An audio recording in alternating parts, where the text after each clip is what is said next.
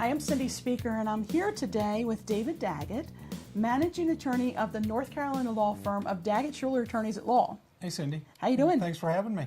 Thanks for being here. It's fun being up here. Yeah, I love it. You know, as we said earlier, we need to do this more often. Yeah, I agree. Well, we have a shared passion for young people. Yes, yes. And we were talking last night about the idea of the enormous pressures that these kids have that we really didn't have. Right. And how that affects them. Right. And you see that in your Safe Sober Prom Night program. Oh, we do. We want to step back. You know, the passion for young people, they're our future. Yeah. And you get energized by young people. And I deal with young people all the time. With our Safe Sober Prom Night program, I personally come in contact with close to 15,000 students every year. I am convinced that this upcoming generation, they're our best, our brightest, our most talented. We should be optimistic about our future. And you know, when I sit around a table, and you've been there and I've been there too, and you hear people talk about what's wrong with young people these days. I'll be careful with your table. Right, I want to bust the table and say there's nothing wrong with young people today. It's us. We have to provide the structure and the framework for young people going forward. And we need to realize that the world today is different than when we were growing up. Oh, that's for I'm sure. not going to tell our ages, but, No. we came up about the same time. Yeah. And the one thing that I see more than we've seen before is the pressure that's on young people. There's pressure at home. Go in and speak to a classroom and talk to them about pressure. And maybe mom or dad has lost their job, and you see heads starting to sag. Or maybe you've got pressure on where to go to college, and your parents can't afford it. Or how about the young person that gets compared to their brother or sister? Devastating things. And then you throw in topics, we talk about academics. Yeah. And the academics are so much different today than when we went through school. When we went through school, you kind of had your high school curriculum, you did it, and you knew that if you got good grades, you went here. If you didn't get good grades, you didn't, and that's the way it worked.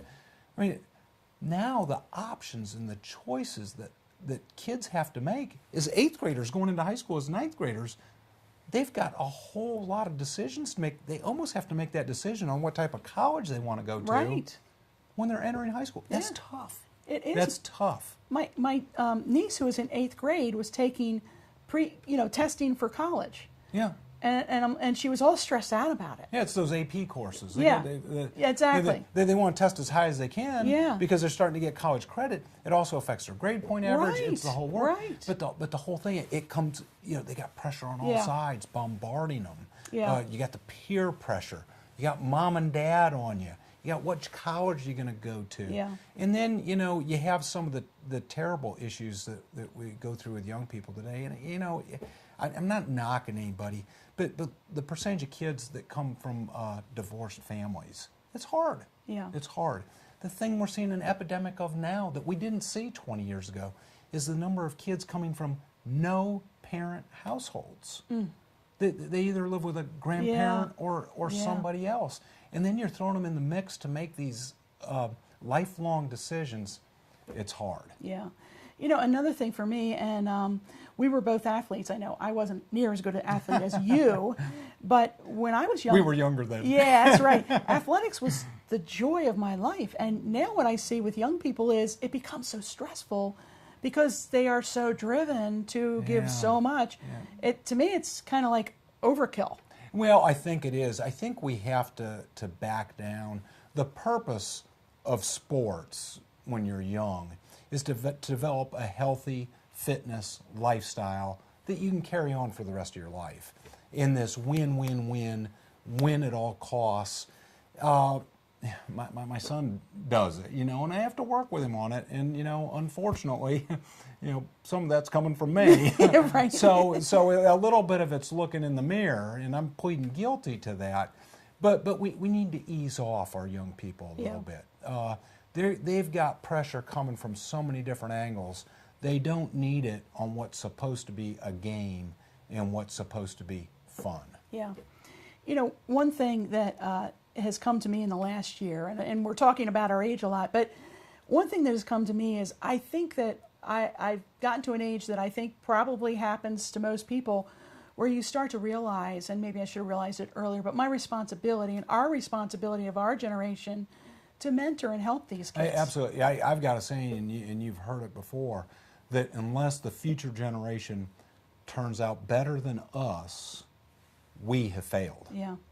It's our responsibility to pave the way for the future generations. Unfortunately, I don't think our generation's done the best job of that to this point in time. Yeah.